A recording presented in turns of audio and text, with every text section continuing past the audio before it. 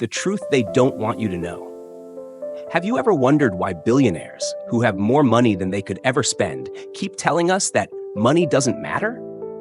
Or why successful entrepreneurs, who built their empires from the ground up, claim that success is all about luck?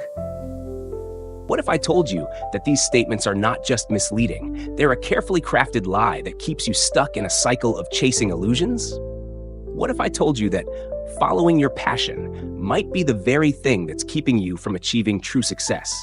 Or that the idea of being self-made is one of the most dangerous myths in modern society? In this series, we're going to expose the greatest lies ever sold to us. We'll break down the falsehoods about money, success, passion, and wealth, and replace them with the timeless wisdom of Stoic philosophy and Eastern teachings. These are not just old-school ideas. They're the keys to living a life of true freedom and purpose. So, if you're tired of the fairy tales and ready for the truth, stay with me. You're about to learn how the richest people on earth use these lies to manipulate you, and how you can break free and build your own path to lasting success. Chapter 1. Money can't buy happiness, the greatest lie ever sold. We've all heard it before. Money can't buy happiness. When Oprah Winfrey says it, or when Warren Buffett claims that money doesn't change him, we might be tempted to agree. But here's the catch. Oprah was saved by just $50 when she was 14. And Buffett, despite his claim that money doesn't matter, owns billions in Coca-Cola stock. He drinks it for just $3. These billionaires are not lying to us. They're simply telling half the truth. Let's explore this lie and cut through it like a Stoic with a Zen sword. The lie behind money and happiness. The contradiction between words and actions. When Jeff Bezos says money doesn't change him, it's easy to overlook the fact that he built one of the largest companies in the world, Amazon. He's not just wealthy, he's part of a select group of individuals with more power than most governments. Similarly, Oprah, despite her modest claim about money not mattering, built a global empire on the back of financial success. If money truly doesn't matter, why are these people so deeply intertwined with it? We must recognize a key contradiction here. They say one thing, but their lives paint a very different picture. It's not that money doesn't matter at all. It's that money, while not the be-all and end-all, plays a crucial role in our lives. It offers security, freedom, and the ability to focus on what truly matters. The key is understanding that money, when used as a tool, can lead to happiness, but it must be kept in balance. The half-truth. Why they hide the full story. The wealthy often hide the most crucial part of the story. Money does matter, but not for the reasons we typically think. Research from Princeton has shown that after reaching a certain income level, around $75,000 a year, additional money doesn't significantly increase happiness. But before reaching that threshold, money directly impacts happiness, providing the stability needed to focus on personal growth, creativity, and meaningful pursuits. When billionaires claim money doesn't matter, they are glossing over the fact that it is the very thing that allowed them to focus on their bigger ambitions. But for those of us who aren't billionaires, money is essential for securing our basic needs. When we don't have to worry about survival, we have the freedom to pursue our dreams and create a life that aligns with our values. Money and happiness. The complex relationship. The science behind money and happiness studies, like the one from Princeton, show that happiness increases with income up to a point. Once basic needs are met, more money does little to improve well-being. This doesn't mean money is irrelevant. It means that once you're comfortable, the pursuit of more wealth becomes less about happiness and more about power, control, or status. It's important to recognize that while money can't buy eternal happiness, it certainly helps reduce stress, anxiety, and the constant pressure to meet basic needs. Without financial worries, we can focus on things that bring us long-term fulfillment, such as meaningful relationships, personal development, and contributing to society. Money as a tool. not the end goal. Both Stoic and Eastern philosophies agree on this point. Money is a tool, not the end goal. Stoicism teaches us that external things, like money and fame, are indifferent. What truly matters is how we use these external goods in alignment with our internal values. Marcus Aurelius, one of the most renowned Stoic philosophers, would argue that wealth is neither good nor bad. It's simply a means to an end, a tool that can help us live virtuously. In Eastern philosophy, particularly Buddhism and Taoism, money is viewed similarly, as a resource that can be used wisely, but not a source of true happiness. The goal is not to reject wealth or material goods, but to use them in a way that contributes to the well-being of ourselves and others. Buddha's teachings on detachment remind us not to cling to money or material possessions, as doing so only creates suffering. The psychological traps of money. The psychology of loss and greed. Money has a unique power to create psychological traps. For instance, research on loss aversion shows that we feel losses much more intensely than gains. This is why even the wealthy often feel anxious, restless, and constantly striving for more, despite having more than enough. We don't just want money, we fear losing it. Greed, a common trap among the wealthy, also plays a significant role. Stoics teach us that greed leads to unhappiness because it ties us to our desires rather than to our virtues. Wealthy individuals, though they may claim that money isn't important, often live in a constant state of fear. Fear of losing their wealth, fear of not accumulating more, fear of being seen as inadequate. The Stoic solution: detachment from money. Stoicism offers us a way out of this psychological trap: detachment. This doesn't mean renouncing wealth, but rather learning to view money as a means, not an end. Seneca, one of the most influential Stoic philosophers, argued that true wealth lies not in what we own, but in what we can walk away from. This idea can be liberating. The more we detach from the need to accumulate wealth for its own sake, the more freedom we gain to pursue a life that aligns with our values. In a world where money is often seen as the ultimate goal, this Stoic approach encourages us to redefine success in terms of fulfillment, not financial accumulation. Conclusion: understanding the full truth about money. So, is money important? Absolutely. But it's not the key to everlasting happiness. The greatest lie sold to us by the wealthy is the idea that money doesn't matter, or that it's the only thing that matters. The truth lies somewhere in between. Money, when used wisely, can provide the freedom and security necessary to pursue a meaningful and fulfilling life. But it's important to remember that money is just a tool, not a destination. True happiness comes from using money to enhance our lives and the lives of others, not from hoarding it or letting it control us. By embracing this Stoic and Eastern perspective, we can cultivate a healthier, more balanced relationship with wealth, one that serves our values rather than shaping them. Chapter 2: Success is 99% luck, the invisible cage. Warren Buffett, one of the wealthiest men in the world, once said that he won the ovarian lottery, meaning he was simply born at the right time in the right place. Bill Gates, another billionaire, echoed this sentiment, claiming that his success was largely due to luck. On the surface, these comments sound humble, but here's the punchline. Both men, while talking about their lucky breaks, have amassed private jets, private islands, and billions of dollars in wealth. So, what gives? Is success really just about luck? Let's dismantle this illusion and dive deeper into the real truth about luck, fate, and success. Sure, the luck illusion. The luck behind success. When we hear billionaires like Buffett and Gates talk about luck, they're downplaying a major part of their story. Sure, they were born in the right place at the right time, but they didn't just sit around waiting for good things to happen. Gates, for example, didn't luck into having access to computers in 1968. He was relentless in learning how to code, devoting endless hours to mastering a skill that would shape the tech industry. Buffett didn't simply inherit his wealth.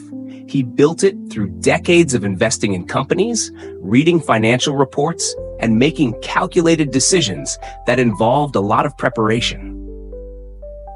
The truth is, luck plays a part in every success story, but it's not the whole story. Success is more about preparing yourself for the opportunities that come your way and being able to seize them when they appear. The Stoic perspective on fate, amor fati. The Stoics had a powerful concept called amor fati, the love of fate. This doesn't mean passively accepting whatever life throws at you, but rather embracing everything that happens as an opportunity to act with courage and wisdom. According to Stoicism, we should not be surprised by the ups and downs of life. Instead, we should prepare ourselves for both, knowing that both success and failure are part of the journey. In the case of Gates or Buffett, they didn't sit idly by waiting for luck to find them. Instead, they prepared for it. They didn't just get lucky, they made themselves ready for the opportunities that came their way. Luck and preparation. What they don't tell you. Luck is preparedness, meeting opportunity. While luck might seem like a random stroke of fate, the real secret is preparation. As the Tao Te Ching puts it, the wise prepare the soil, then let heaven decide the rain. Success is not just about waiting for an opportunity to appear. It's about setting yourself up for success so that when the right opportunity does come, you can seize it. Think of it this way. Luck is like a passing train, and if you're not at the station, it doesn't matter how lucky it is. But if you've prepared yourself, studied the right things, worked on your craft, and made the right connections, you're already standing at the platform waiting for that train. Neuroscience and the luck radar. In fact, research in neuroscience supports this idea. Studies have shown that successful people tend to have more active brain regions that allow them to spot opportunities, sometimes even before they consciously recognize them. In essence, they've trained their brains to notice things that others might overlook. This isn't luck. This is training. Billionaires like Gates and Buffett didn't wait for opportunities to fall into their laps. They developed a keen awareness of what opportunities looked like and prepared themselves to act on them when they appeared. 3 habits to engineer your own luck. 1. The Luck Radar Journal. The first step to making luck work in your favor is to start noticing it. Every day, write down 3 potential opportunities you could act on. These should not be lottery tickets, but concrete, actionable things.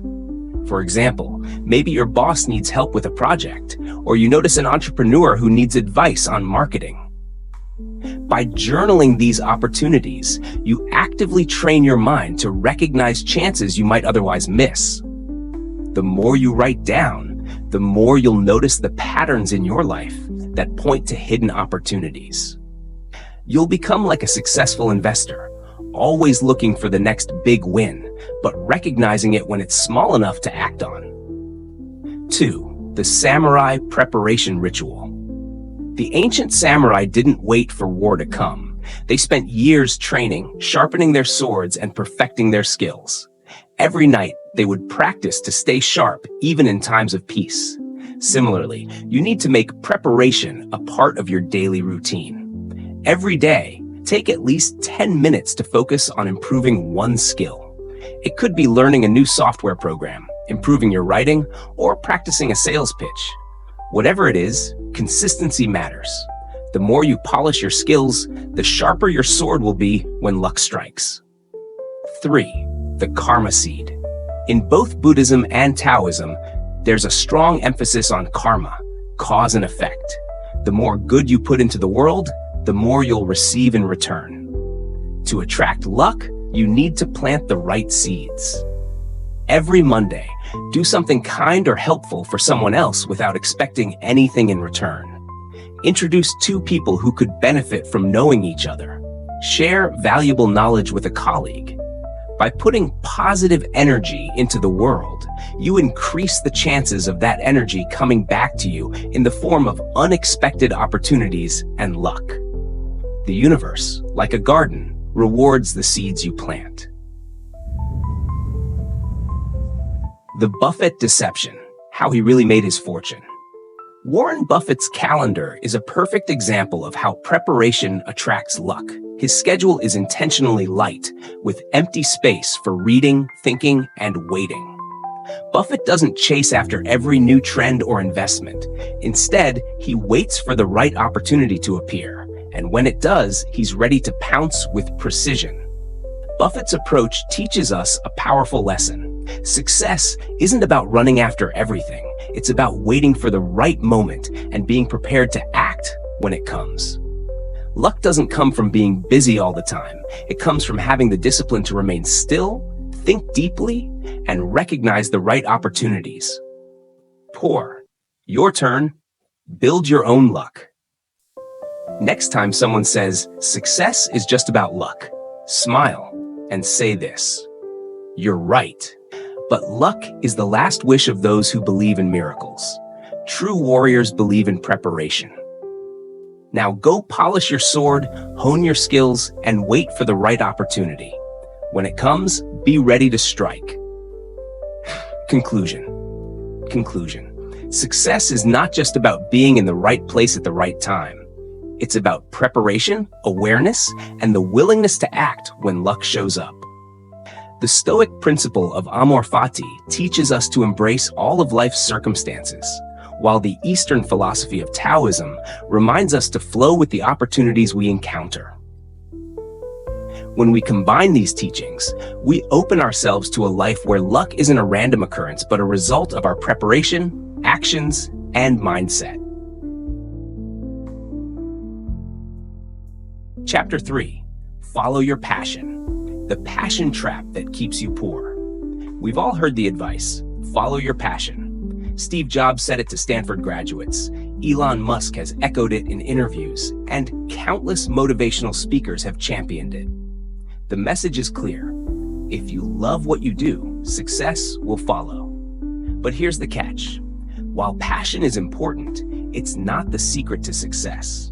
In fact, the relentless pursuit of passion can actually hold you back. Let's break down why following your passion might be the worst advice you could ever get, and what you should do instead to truly build a life that works. The passion deception. Passion isn't enough. You need precision. Look at Steve Jobs. Jobs is often quoted as saying that passion is what drove him to create Apple. But when you dig deeper into his story, it's not passion that built the iPhone, it was precision. Jobs didn't just follow his passion for technology. He studied calligraphy, mastered design, negotiated ruthlessly with suppliers, and made difficult business decisions that weren't always glamorous. The truth is, passion alone doesn't build companies or create success. It's easy to get caught up in the idea that passion will magically lead to success. But reality doesn't work that way. Without skill, discipline, and the ability to make tough choices, passion is just a feeling that fades when challenges arise. The difference between passion and purpose. There's a big difference between passion and purpose. Passion is often fleeting. It's an intense feeling that can be powerful but short-lived. Purpose, on the other hand, is sustainable. It's about doing work that serves a greater good and aligns with your deeper values. When you follow your purpose, you don't need to follow your passion, because purpose keeps you grounded through difficult times. Take Elon Musk as another example. Musk is passionate about space, but he didn't start SpaceX out of a simple desire to follow his passion. He started it with a purpose: to make life multiplanetary. His passion for innovation in space exploration came second to the mission. Purpose-driven work tends to keep you focused and aligned with long-term success, whereas passion-driven work might fizzle out when the going gets tough. The Stoic perspective on passion: control and discipline. Stoicism and the wild horse of passion. The Stoics have a very different take on passion. While they don't discourage passion, they view it as a wild horse that must be controlled, not ridden blindly. Marcus Aurelius, a Stoic philosopher and Roman emperor, believed that passion should not control us. Instead, we should control it, directing it toward meaningful and virtuous pursuits. Seneca, another Stoic philosopher, famously said, "We suffer more often in imagination than in reality." Passion can be driven by fantasy, dreams of the ideal future. But Stoicism teaches that we should focus on what we can control in the present moment, our actions, our thoughts, and our responses, not on chasing dreams that might not align with reality. In essence, Stoicism encourages us to channel our passions in ways that align with our values. Instead of being driven by fleeting emotions or desires, we should cultivate self-discipline and wisdom, allowing us to use passion as fuel, rather than letting it control us. Buddhism and the right livelihood. Eastern philosophy also offers insight into how passion can be a double-edged sword. In Buddhism, the concept of right livelihood emphasizes doing work that serves the greater good and aligns with one's true nature, rather than chasing after passions that may only lead to self-interest or fleeting desires. Buddha taught that attachment to passions or material success can lead to suffering, so the goal is to cultivate balance and detachment while still engaging fully in life. This wisdom from Buddhism suggests that passion should be aligned with purpose, but not let it consume you. When you do work that is in line with your deeper purpose, your passion can flourish in a sustainable way. But when your work is driven by transient desires, the passion often leads to frustration and burnout. 3 habits to transform passion into power. 1. The passion pressure test. The first step in turning passion into power is understanding what truly excites you. Every Sunday, ask yourself 3 questions. What did I do this week that felt effortless, yet time seemed to vanish? What did others thank me for without me having to ask? What task made me forget to eat, sleep, or worry? These aren't just questions for introspection. They're meant to identify where your true impact lies. Passion doesn't always show up as an intense feeling. It often shows up as a pattern of meaningful impact. You'll notice the tasks that give you a sense of flow and purpose. That's where your real passion lies, not in the fleeting fire, but in the steady glow of consistent work. 2. The mastery hour. Passion follows mastery, not the other way around. This is a principle rooted in neuroscience. Studies show that dopamine, the feel-good chemical in your brain, surges when you improve, not when you begin. The more you practice, the more passionate you become about the skill. Set aside 60 minutes every morning to hone one skill that aligns with your true calling. Whether it's coding, writing, speaking, or design, spend this hour doing the hard work of learning and improving. By mastering your craft, you'll fuel your passion and purpose in a sustainable way. This is the essence of polishing the mirror in Zen. Growth comes through discipline and effort. Number 3, the detached outcome journal. Passion tends to die when it's too tightly bound to the results. Every Friday, take time to reflect. What did I build this week? What did I learn this week? What did I release this week? This practice helps you detach from outcomes and focus on the process itself. In Buddhism, attachment to outcomes is a major source of suffering. So by learning to appreciate the journey, not just the destination, you keep your passion alive. The more you focus on the growth and learning process, the less you'll be dependent on external validation or success. The Steve Jobs case study. Passion versus pragmatism. Steve Jobs is often cited as a beacon of passion-driven success. But when you dig into his story, it's clear that it wasn't passion for technology that fueled Apple. It was his drive for perfection and his ability to push the limits of design, business, and technology. Jobs didn't just follow his passion for making computers. He strategically bought Next when Apple needed an operating system, demonstrating that pragmatism often trumps passion. When his factories in China slowed production, he didn't sit idly by waiting for inspiration. He went there and slept on the factory floor to ensure production would continue. His genius wasn't simply in his passion. It was in his ability to focus that passion with cold, hard pragmatism. Jobs' story teaches us that passion alone can't build empires. It must be coupled with vision, strategy, and most importantly, the discipline to turn ideas into action. Instead of chasing new path, transforming passion into power. The next time someone tells you to follow your passion, ask yourself, is my passion a flame that warms others, or is it a wildfire burning my future? Instead of chasing passion, look for where your true impact lies. Then put in the work. Hone your skills, develop your craft, and focus on building a purpose-driven life. In the end, passion without discipline and purpose is like a ship without a rudder. It may float for a while, but it will ultimately go nowhere. With the Stoic and Buddhist approach, you can turn passion into power, channeling it into meaningful work that serves you and the world around you. Conclusion. Passion is a powerful force, but it needs to be controlled and directed. Instead of blindly chasing passion, we should seek purpose, hone our skills, and engage with our work in a disciplined and thoughtful way. When we do this, we turn passion into a tool for lasting success and fulfillment. Chapter 4. I never worked for money. The invisible handcuffs. Introduction. Warren Buffett claims he tap dances to work every day, saying that he would do what he does even if he didn't need the money. Oprah Winfrey has made similar statements, saying that she'd do her show for free if money wasn't a concern. This idea that work should be something we love so much that it doesn't feel like work has become a popular narrative in today's world. But here's the hidden truth. This is one of the greatest lies ever sold to us by the rich.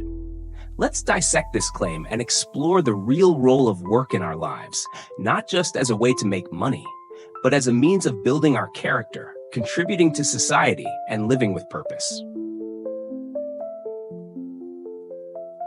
The labor illusion. The rich reframe work as play. When Buffett and Oprah say they never worked for money, they're promoting an illusion. The reality is that while their work may feel enjoyable to them, it's still work. It's still a commitment. It still requires effort. Their public statements, though well-intentioned, diminish the value of hard, meaningful work and the struggles of ordinary people who are forced to work for survival. Take, for example, the factory worker who spends long hours on the assembly line, or the nurse who cares for patients around the clock.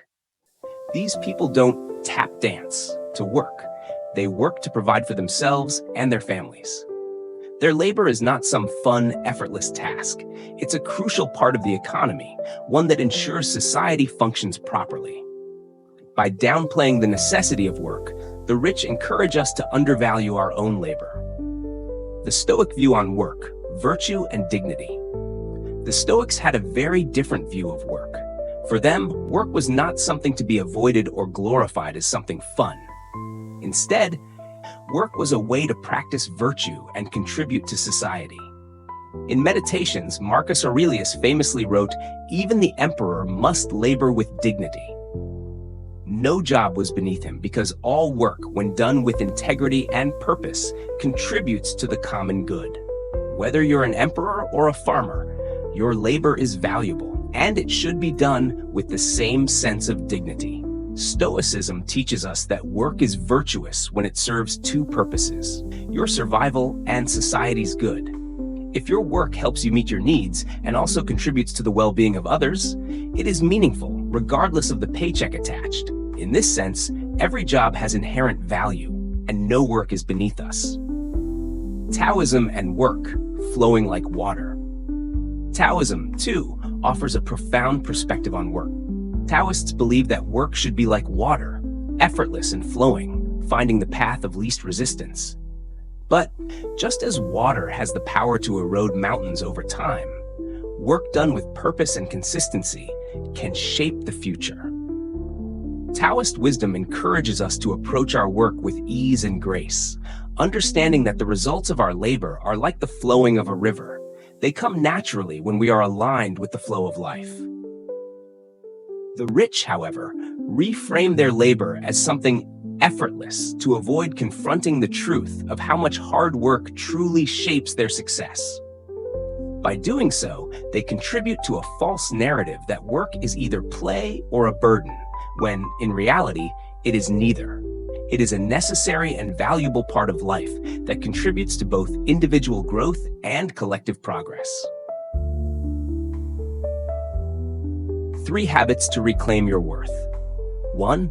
The wage integrity check. One of the first steps in reclaiming the value of work is to assess whether your job truly honors your time. Every payday, ask yourself, does this money honor my time or steal it? Calculate your hourly wage, then divide it by the cost of living in your area. How many hours of work does it take to pay for your basic needs like rent, food, and utilities? Stoics referred to this as understanding the hierarchy of needs. If you feel that the work you do doesn't meet your basic needs in a meaningful way, or if it makes you feel trapped, it's time to reassess. Ask yourself if your work aligns with your values and if it allows you to live a life of purpose. If it doesn't, perhaps it's time to renegotiate or walk away. 2. The invisible labor ledger. Every day, there are countless service workers whose labor goes unnoticed. From the barista who remembers your order to the teacher who educates the next generation, these workers are the backbone of our society. Yet, their contributions are often undervalued. Every Wednesday, create an invisible labor ledger. Write down the people who served you that day and acknowledge their contribution. Did the cashier at the grocery store go out of their way to be friendly? Did the tech support team help you solve a problem without complaining? Take a moment to recognize the value of their labor and be sure to thank them. This practice is not only an exercise in gratitude, but also in recognizing the interconnectedness of our society. Every job, from the most prestigious to the most humble, serves a purpose. By practicing gratitude, we not only honor their contributions, but we also elevate the value of all work. 3. The Tao of earning. Taoism teaches that wealth should flow like water, smooth, unobstructed, and abundant. Similarly, we should approach our earnings with the same fluidity. Take stock of all your income streams and categorize them based on how they align with your values. Which ones come effortlessly and which ones feel draining? Look at the sources of your income and ask yourself if they reflect your true purpose. Are you trading your time for money in a way that aligns with your deeper values? Or are you simply working to impress others or meet societal expectations? By refining your income streams and cutting out the ones that drain your energy, you align your work with your true purpose, creating a flow of abundance that feels natural rather than forced. The Oprah deception. Why working for free is a false narrative. Oprah Winfrey has claimed that she would continue her show even if she weren't getting paid. While this might sound noble on the surface, it is a misconception that oversimplifies the complexity of labor and wealth. Oprah, like many others in the elite class, can afford to work for free because she already has vast wealth and power. This is not a universal reality. The average person, unlike Oprah, cannot afford to work for free. They rely on their paycheck to survive. This false narrative of working for free reinforces the idea that labor is inherently bad, that if you're truly doing what you love, you shouldn't expect compensation. It's an idealistic fantasy that benefits the wealthy, as it makes ordinary workers feel guilty for wanting fair compensation. The Stoic and Taoist approach to labor recognizes that work is valuable in and of itself, and the proper compensation for that work is not something to be ashamed of, but something to be respected. Your declaration: respecting your labor and charging your worth. When a billionaire says, "I never worked for money," your response should be simple. My labor feeds families. My sweat builds cities. Don't be afraid to claim your worth and demand respect for your work. Whether you're working in tech, healthcare, education, or any other field, your labor is valuable. By recognizing the true value of your work, you break free from the invisible handcuffs that keep you tied to jobs that don't honor your time, your talents, or your values. Work with dignity and charge what you are worth, knowing that you are not only contributing to your own life, but also to the betterment of society. Conclusion. The idea that work is play, or work should be effortless, is a myth perpetuated by the rich to maintain their power. Real work is neither about playing nor about being a burden. It is about contributing to society, honing your skills, and creating a life that is aligned with your values. By embracing Stoic principles and Taoist wisdom, we can reclaim the dignity of work and find meaning and fulfillment in every task, no matter how small. Remember, your labor is worth honoring, and by charging your worth, you not only empower yourself, but also honor the essential work that sustains society. Chapter 5. Wealth is a Burden. The Ultimate Deception of the Free. Introduction. Elon Musk has spoken about how the weight of his wealth feels like a burden, as though it's something that drags him down. Jeff Bezos has echoed a similar sentiment, claiming that his billions of dollars sometimes feel like chains. The idea that wealth is a burden is often framed as an expression of humility, a way for billionaires to distance themselves from the guilt that comes with such immense wealth. But the truth is much darker and more manipulative than that. When these incredibly wealthy individuals claim that their wealth burdens them, they are selling us a lie that keeps us feeling small, disconnected, and resigned to our circumstances. Let's break down this deception and understand why wealth is not a burden, but a tool. One that, when used wisely, can help build a better life for everyone. The burden illusion. The burden of wealth. What they don't want you to know. When Musk or Bezos claim that wealth burdens them, they are essentially trying to deflect any moral responsibility for the inequality and disparity that their wealth perpetuates. It's a convenient narrative, a way to appear humble and self-aware. But here's the truth. Their burden is not really a burden at all. In reality, these men are so far removed from the day-to-day struggles of ordinary people that their perspective on wealth is warped. Musk doesn't have to worry about healthcare, education, or housing, basic needs that the average person struggles to afford. Instead of acknowledging that their vast wealth is an advantage, they sell the narrative that it's something they're carrying with great difficulty. This is a dangerous mindset, especially when it's perpetuated by the very people who have the power to make the world a better place. Wealth, in this case, is framed as something that's inherently evil or burdensome, making us believe that we should avoid it at all costs. But this couldn't be further from the truth. Wealth, when used ethically and with purpose, can be a force for good. Stoicism on wealth, burden or tool? The Stoics believe that external circumstances, wealth, poverty, fame, are all indifferent. What truly matters is how we use them. In Stoic thought, wealth is neither good nor bad. It's simply a tool that can be used for either virtue or vice, depending on the wielder. Seneca, one of the most well-known Stoic philosophers, wrote extensively about the nature of wealth and how it should be used. He believed that wealth could be beneficial, as long as it didn't interfere with one's moral integrity. Wealth becomes a burden when it leads us to act in ways that contradict our values, whether through greed, excess, or exploitation. But when used to help others, when aligned with virtue, wealth is not a burden. It's a powerful tool for creating positive change. Taoism and wealth, lightness in the face of abundance. Taoism, Another philosophical tradition that offers valuable insights on wealth teaches us that true wisdom comes from living in harmony with the flow of life. Wealth, in the Taoist sense, should be handled like water, naturally flowing, unobtrusive, and free from attachment. Taoism emphasizes that clinging to wealth or using it to control others only creates resistance and imbalance. In Taoism, wealth is not something to be avoided, nor is it something to hoard.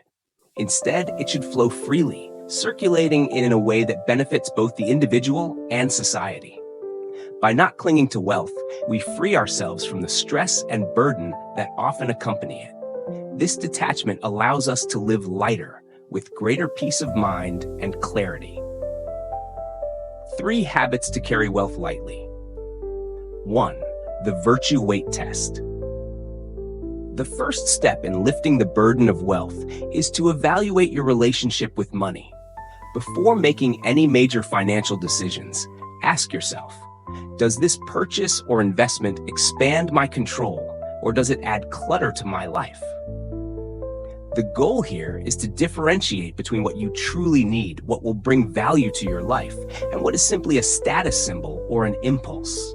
If your decision makes you feel more in control, grounded, and aligned with your values, it's likely a wise choice. But if it's motivated by vanity, fear of scarcity, or societal pressure, then it's time to reconsider. Wealth should make life easier, not more complicated. 2. The Zen Purge Ritual. Every month, take time to purge unnecessary luxuries from your life. The Taoists teach us that attachment breeds suffering. We become attached to things, whether they're material possessions, titles, or status symbols, and we start to believe that they define us. But in doing so, we become weighed down by them. Once a month, take stock of your material possessions. Which items do you truly need, and which ones are simply clutter? If you haven't used something in months or years, it's time to let go. Donate, sell, or give away those things that no longer serve you. This isn't about sacrificing comfort. It's about freeing yourself from excess and creating space for what really matters. 3. The abundance flow. In Taoism, wealth should circulate like blood. Stagnation causes disease. Similarly, money should flow through your life, into your hands, and out again to help others. When you hoard money or keep it locked away for selfish purposes, you create blockages in the natural flow of life. One powerful practice is to commit to giving. For every dollar you earn, consider giving a percentage, anonymously, if possible. This could mean donating to charity, helping a friend in need, or supporting a cause that aligns with your values. By giving generously, you create an abundant flow in your life and allow your wealth to circulate freely, benefiting not just you, but also others. The Musk paradox: how wealth became his prison. Elon Musk's story is one of contradictions. He talks about the burden of wealth while simultaneously spending billions on personal ventures like launching rockets into space. But Musk's burden is not the money itself. It's the internal conflict he faces between his desire for more wealth and his mission to save humanity. The real issue is the gap between his actions and his stated values. Musk has created incredible technologies, but his wealth and status often seem at odds with his desire to contribute to society. This internal conflict, where your values and your actions don't align, can make wealth feel like a burden, even though it's not. The true burden of wealth is not the money itself, but the psychological and emotional strain of trying to reconcile what we say we value with how we actually behave. Lifting the burden of wealth. Next time someone tells you that wealth is a burden, smile and say, wealth isn't the burden. It's the disconnect between our values and our actions that weighs us down. Wealth can be a tool for freedom, creativity, and social good when used with virtue and purpose. If your wealth is aligned with your deeper values, it will never feel like a burden. It will feel like an extension of your ability to create positive change in the world. Conclusion: The idea that wealth is a burden is a myth perpetuated by the ultra-wealthy to deflect moral responsibility and maintain control. Wealth, in its essence, is a neutral tool. It can either be a burden or a blessing, depending on how it's used. By practicing Stoic and Taoist principles, we can learn to carry our wealth lightly, using it to serve our greater purpose, create positive change, and live more freely. Chapter 6. Success doesn't require degrees. The trapdoor to exploitation. Introduction. Mark Zuckerberg dropped out of Harvard. Steve Jobs quit Reed College. Both of these tech giants are often held up as examples of how success doesn't require a degree. After all, if they made it without formal education, why should you? This narrative has become so prevalent that it's almost considered cool to ditch traditional education in favor of chasing your entrepreneurial dreams. But here's the catch. What they don't tell you is that Zuckerberg and Jobs had access to incredible resources, networks, and opportunities that the vast majority of people don't have.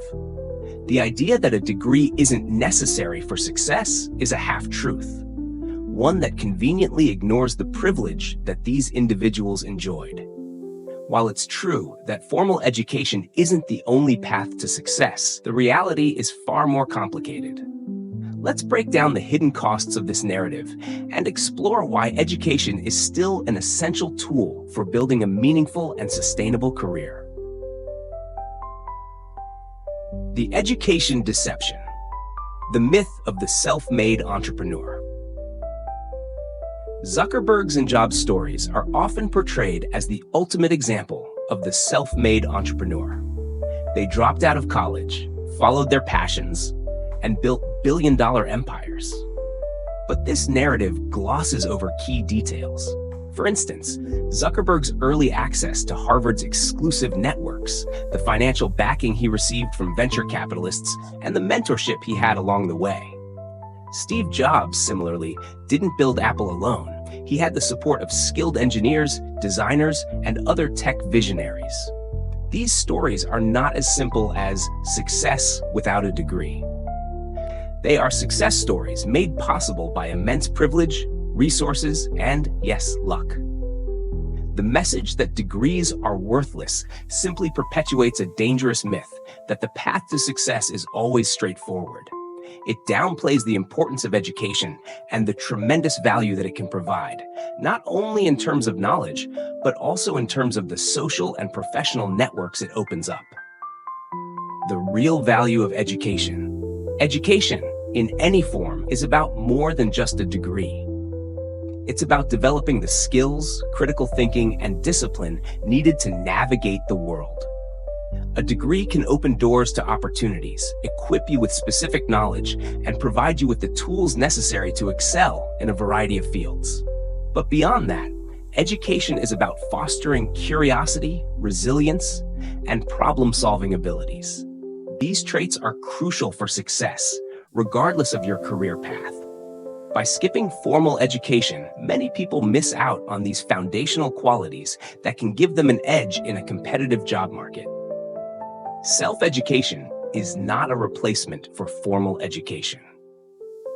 There's no denying that self-education can be incredibly valuable. In today's world, we have more access to information than ever before. Online courses, books, podcasts, and YouTube videos offer countless opportunities to learn new skills and expand our knowledge. But self-education should never be seen as a substitute for formal education. While you can learn almost anything online, the structured environment of a university or educational institution provides more than just information. It teaches you how to think critically, how to communicate effectively, and how to work collaboratively. The idea that you can skip formal education and learn everything on your own is appealing, but it misses the fact that there's a process to education.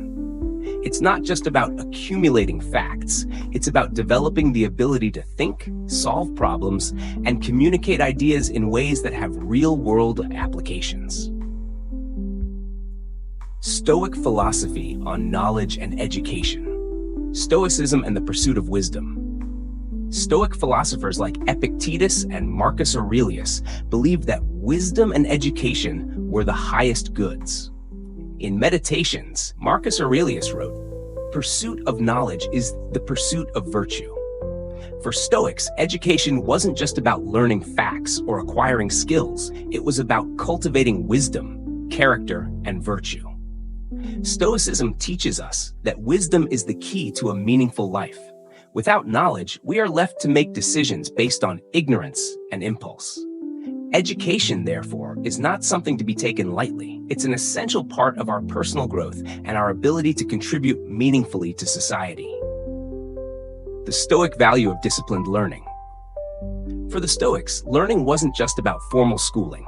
It was a lifelong process. Epictetus believed that true education involved cultivating inner virtues such as self-control, humility, and patience.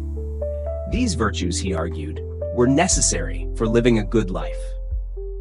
In today's context, this means that formal education, while important, is just one piece of the puzzle. The true purpose of education is to help us build a life of virtue, responsibility, and moral integrity. By following the Stoic philosophy, we can view education not as a means to an end, but as a lifelong journey that shapes our character and prepares us to meet the challenges of life with wisdom and strength. 3 habits to hack real education. 1. The Stoic Mentor Mirror. To begin truly harnessing the power of education, ask yourself, what would Seneca or Epictetus learn today? This isn't a rhetorical question. It's a way to guide your self-education. Every morning, spend at least 20 minutes studying a new skill or a topic that aligns with your career or personal goals. The key here is that learning is a continual process, and it's best done with intention. The Stoics believed in focused learning, not passive consumption of information. Choose a subject that challenges you, and work to master it over time. The more you engage with difficult material, the more you build the intellectual muscles necessary for long-term success. The Confucian Application Hour. Confucius, the great Eastern philosopher, taught that knowledge without action is futile. Every evening, take one piece of knowledge or a lesson from your day and apply it practically. It could be a concept from a book you've read or a negotiation tactic you learned in a class. The goal is to turn theoretical knowledge into practical skills. This habit transforms knowledge into power. By constantly applying what you've learned, you reinforce your learning and make it useful.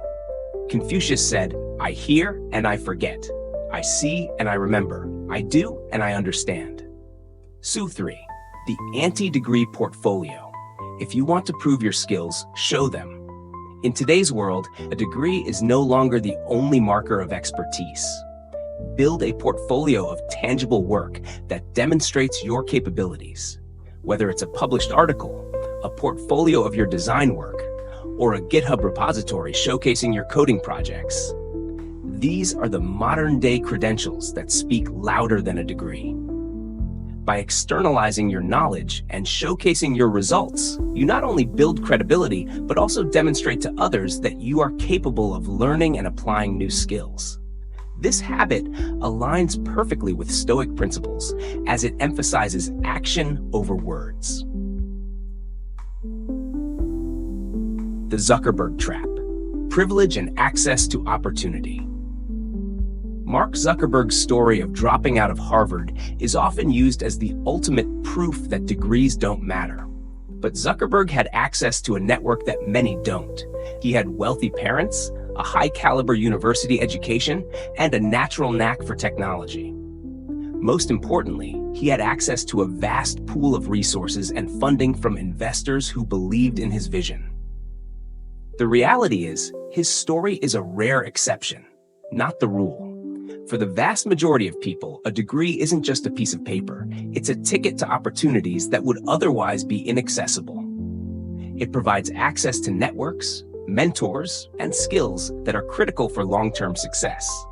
The truth is, success doesn't require a degree, but it does require access to the right resources, networks, and opportunities. And for most people, formal education is the key to unlocking those doors.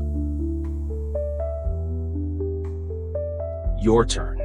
Don't let the myth of the self-made entrepreneur hold you back. Next time you hear someone say, "You don't need a degree to be successful," smile and nod. But remember this, education isn't just a stepping stone, it's a foundation. Yes, there are exceptions, but they are rare. For the rest of us, a degree provides the structure, discipline, and networks we need to build a successful life. Don't let the myth of the self-made entrepreneur stop you from pursuing the education that will give you the tools to truly succeed. Conclusion. Education is still one of the most powerful tools for success, even in a world where self-made entrepreneurs dominate the headlines. While it's true that some people succeed without a degree, for most of us, a degree is essential, not just for gaining knowledge, but for building character, discipline, and a network of connections. By embracing both formal education and lifelong self-education, we can create a path to success that is both meaningful and sustainable. The Stoic and Confucian traditions remind us that the true value of education lies not in the degree itself, but in how we apply the wisdom we gain to live a life of purpose and virtue. Chapter 7. I'm Self-Made. The Narcissist's Fantasy. Introduction. We've all heard it before. I'm self-made. The claim that someone achieved their success entirely on their own, without any help, is a popular narrative among many successful individuals. From the founders of tech giants to famous entrepreneurs, this myth of the self-made man or woman has become ingrained in the culture of success. But here's the truth. No one is truly self-made. We are all interconnected, and every success, no matter how independent it may seem, is built upon the contributions of others. The self-made narrative is not just misleading, it's also harmful. It perpetuates an illusion that success is solely the result of individual effort and talent, which undermines the importance of community, mentorship, and support networks. Let's unpack this myth and explore the real, interconnected path to success. The self-made delusion. The myth of total independence. The self-made narrative is often used to glorify the idea of individualism, the notion that success is achieved through sheer willpower, grit, and talent alone. But this is a myth, especially when it comes to the most successful individuals. Take Jeff Bezos, for example. While it's true that Bezos started Amazon from his garage, it's also true that he had access to immense resources. An Ivy League education, a wealthy family that could afford to support him while he built Amazon, and a network of investors who believed in his vision. Bezos didn't do it alone. In fact, no one ever truly does. Similarly, Steve Jobs is often hailed as the quintessential self-made entrepreneur. But Jobs didn't build Apple alone. He had a team of brilliant engineers, designers, and business strategists who helped him turn his vision into reality. Jobs also benefited from an extensive network of influential people, mentors, and investors who played a significant role in his success. The self-made story is designed to hide the essential truth that no one achieves success on their own. Even the most independent-looking entrepreneurs owe their success to a vast network of people, resources, and opportunities that helped them along the way. Buddhism and interconnectedness. We are all connected. Buddhism teaches us that nothing exists in isolation. The concept of interdependence is at the heart of Buddhist philosophy, emphasizing that all things arise due to causes and conditions, and nothing exists independently. This idea of interconnectedness runs counter to the myth of the self-made individual. No one operates in a vacuum. Every success is the result of countless factors, people, and circumstances coming together. In fact, the more successful someone becomes, the more they are reliant on others. Whether it's the team that helps them develop their ideas, the customers who support their business, or the mentors who provide guidance, no one can truly be self-made. Success is built on collaboration, not isolation. Stoicism and the role of others. The Stoics had a similar understanding of the importance of community. Marcus Aurelius, one of the most famous Stoic philosophers and a Roman emperor, constantly acknowledged his debt to others, even as he wielded immense power. In Meditations, he repeatedly expresses gratitude for the people who helped shape him, whether they were teachers, friends, or even adversaries. The Stoics believed that success and happiness are not solely individual achievements, but are deeply tied to the community and the collective good. While Stoicism encourages self-reliance, it also teaches that we are all part of a larger whole, and our actions have a ripple effect on others. The self-made narrative ignores this essential truth, pushing a false ideal of isolation that doesn't reflect the reality of how success is achieved. 3 habits to honor interdependence. 1. The gratitude web. One of the most powerful practices you can adopt to counter the self-made myth is to develop a daily practice of gratitude. Each night, draw a circle on a piece of paper. In the center, write down your most significant achievement of the day. Then, draw lines outward from the circle and label every person who contributed to that achievement, whether directly or indirectly. This practice helps us acknowledge the interconnectedness of all things. Success isn't just about our efforts, it's about the support, collaboration, and contributions of others. By acknowledging this, we start to see that no success is truly independent. 2. The silent repayment. When you benefit from someone's help, whether it's a mentor, a colleague, or a friend, repay that support in silence. This could be as simple as introducing them to someone who might help them, recommending their work, or offering your own expertise when they need it. Buddhism teaches us that generosity should be given without expectation of return, and this principle extends to how we repay those who've helped us. The silent repayment is a way to give back to others without drawing attention to ourselves. It's a subtle but powerful way to honor the contributions of others and recognize the interconnectedness of success. 3.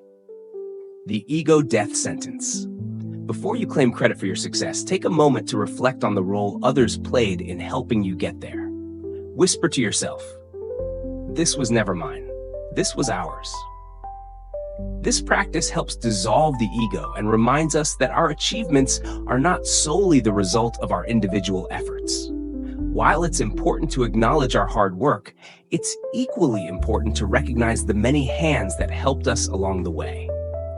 The Stoic concept of cosmic connectedness reminds us that we are all part of a larger whole, and our success is, in many ways, the success of everyone who contributed to it. The American dream. Why the self-made myth is harmful. The self-made myth is particularly dangerous in the context of the American dream. In a society that values individualism and self-reliance, the idea of being self-made is often used to justify inequality. If we believe that success is solely the result of individual effort, we overlook the systemic factors, privilege, access to education, networks, and opportunities that play a critical role in determining who succeeds and who struggles. The truth is, the American dream is not just about hard work and grit. It's about access to resources, to networks, to opportunities that others don't have. By perpetuating the myth of the self-made entrepreneur, we ignore the fact that many people face barriers that prevent them from achieving the same level of success. It becomes a tool to justify inequality, rather than a path to empowerment for all. The self-made myth fuels inequality. The self-made myth tells us that anyone can succeed if they work hard enough. While this is true to an extent, it ignores the social and economic barriers that many people face. It places the burden of success solely on the individual, rather than acknowledging the structural inequalities that prevent people from having the same opportunities. By perpetuating this myth, we make it easier for the rich to justify their wealth and for society to ignore the systemic problems that create inequality. It shifts the focus away from addressing these issues and places the responsibility for success solely on the individual. Your turn. Embrace interdependence. Reject the self-made myth. Next time you hear someone say, "You're self-made," remember this. No one achieves success alone. The road to success is paved with the help and support of others. Your achievements, no matter how independent they seem, are the result of countless people, opportunities, and circumstances coming together. Embrace the concept of interdependence. Recognize that your success is not just yours, it belongs to everyone who helped you along the way. And as you climb the ladder of success, remember to lift others up with you. Conclusion. The myth of being self-made not only distorts the reality of how success is achieved, but it also undermines the importance of community, collaboration, and gratitude. Success is not an individual achievement. It is the result of countless connections, contributions, and opportunities. By adopting the Stoic and Buddhist principles of interconnectedness, we can break free from the illusion of the self-made myth and embrace the truth. We are all connected, and our success is a shared achievement. Break the chains of lies. Embrace your true path. Now that we've pulled back the curtain on the greatest lies sold to us, it's time to embrace a new way of thinking. Success is not about luck, following passion blindly, or pretending that money doesn't matter. It's about applying timeless wisdom, staying true to your values, and using the tools you have to shape the life you truly desire. The lies are everywhere, but now you know the truth. It's time to stop chasing illusions and start building your own path, one rooted in Stoic discipline and Eastern philosophy. You have the power to take control of your life and your success. Don't let anyone or anything hold you back. If you're ready to dive deeper into the teachings that can free you from these false narratives, subscribe to Eastern Stoicism. Share this video with others who need to hear the truth, and join us in building a community that embraces real wisdom over empty promises. Let's walk this path together.